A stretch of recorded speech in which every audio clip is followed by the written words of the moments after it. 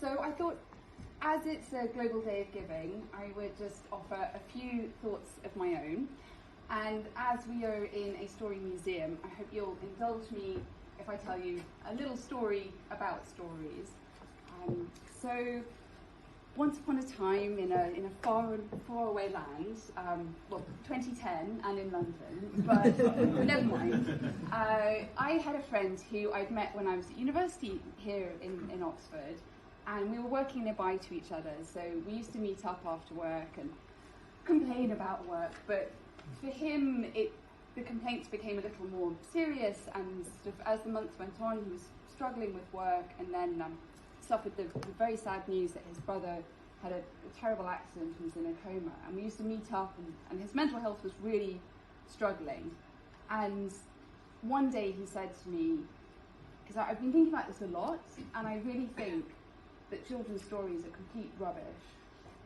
And I said, what do you mean? And he was very articulate, and I'm pleased to say still is very articulate today. He said 2 reasons.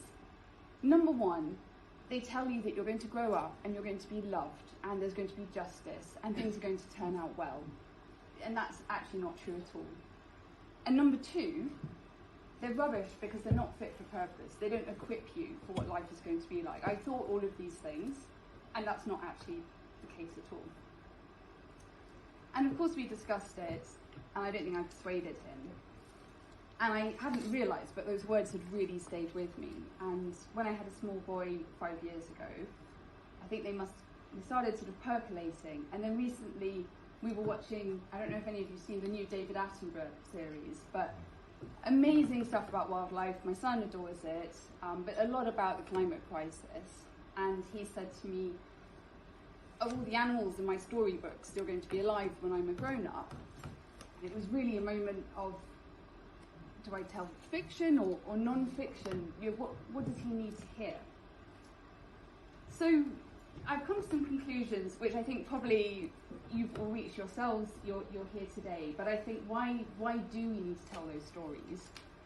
I think because children, and when we were children, we need to hear that kindness does exist and that there is justice and that other worlds, and we can imagine other worlds are possible.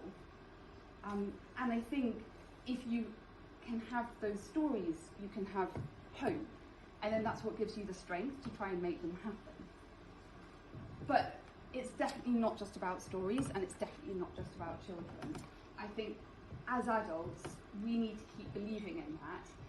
And in the end, stories are definitely not enough. They're right for children, but I think for all of you, giving up your time and your money that's the concrete evidence that actually kindness and belief in a better world, that's what actually shows people that there are people who believe that. And I think looking around at Oxfordshire at the moment, the community is absolutely battered by the pandemic, coming out of it to then confront a cost of living crisis.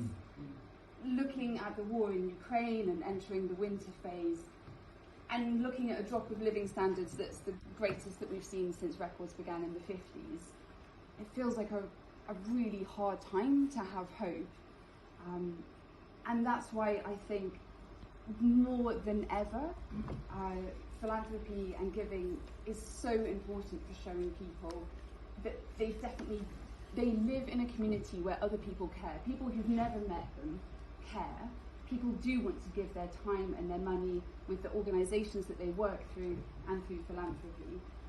And I think also when I look around and see all of you, you're greater than the sum of your parts. It's not just about the individual giving. The thing that I love about the foundation is saying, look at this collective of people. It's a force.